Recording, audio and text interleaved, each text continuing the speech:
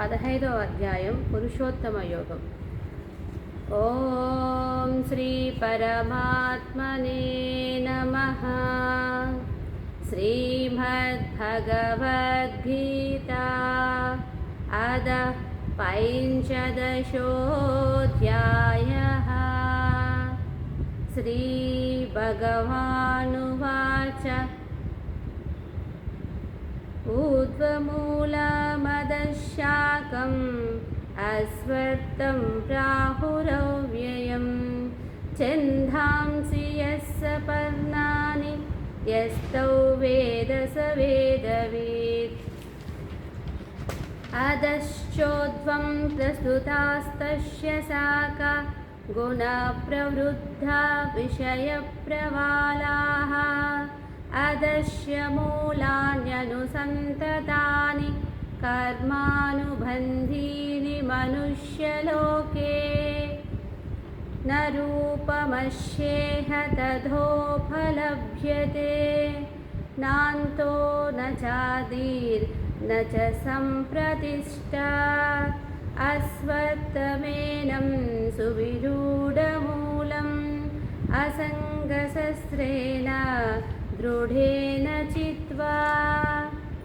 తతః పదం తత్పరిమార్గితవ్యై యస్మిన్ గతా న నివర్తంతి భూయః.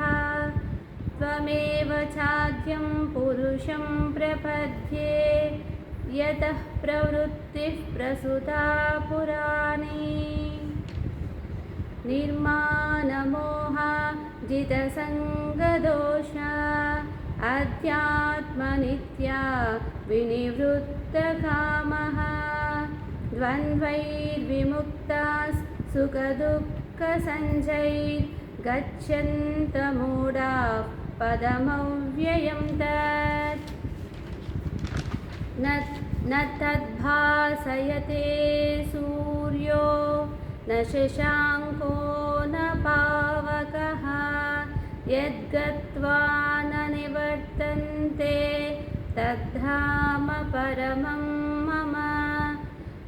మయిమవాంశో జీవలోకే జీవభూతాః సనాతనః. మనస్సష్టాని ఇంద్రియాణి ప్రకృతిస్థాని కర్ష్యతి. శరీరై యదవాప్నోతి యచ్చాప్యుత్క్రమతీశ్వరః. గృహీత్వైతాని సంయాతి వాయుర్గంధాని నివాసయాత్. శ్రోత్రై చక్షుస్పర్శనై చ రసనం గ్రాణమేవ చ అధిష్టాయ మనశ్చాయౌ విషయానుపసేవతే. ఉత్క్రామంతం స్థితౌ వాపి భుంజైనౌ వా గుణాన్వితం విమూఢానానుపశ్యంతి పశ్యంతి జ్ఞానచక్షుషః. యతంతో యోగినశ్చైనం పశ్యంత్యాత్మన్యవస్థితం. యతంతోప్యకృతాత్మానో నైనం పశ్యంత్యచేతసః. యదాదిత్యగతం తేజో జగద్భాసయతేఖిలం. యచ్చంద్రమపి యచ్చాగ్నౌ తత్తేజో విద్ధి మామకం. గామవిశ్యా చ భూతాని ధారయమ్యాహమోజసా. పుష్ణామి చౌషధిః సర్వస్ సోమో భూత్వరసాత్మకః. అహౌ వైశ్వానరో భూత్వః ప్రాణినాం దేహమాశ్రితః. ప్రాణాపానసమాయుక్తః పచం యన్నై చతుర్విధం.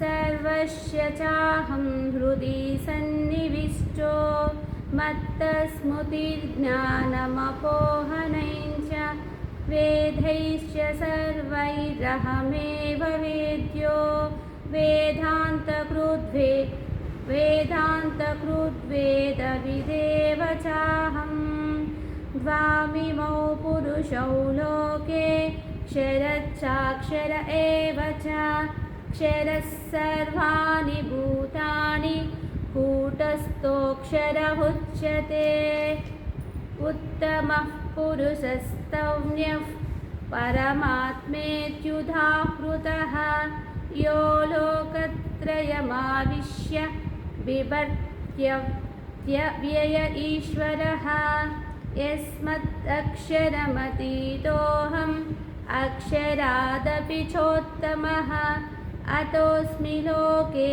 वेदे च प्रदितः पुरुषोत्तमः यो मामेवमसम्मूढो जानाति पुरुषोत्तमं स सर्वविद्भजति मां सर्वभावेन भारत इति गुह्यतमं शास्त्रम् इदमुक्तं मया नघ एतद्बुद्ध्वा बुद्धिमान् स्यात् कृतकृत्यश्च भारत ॐ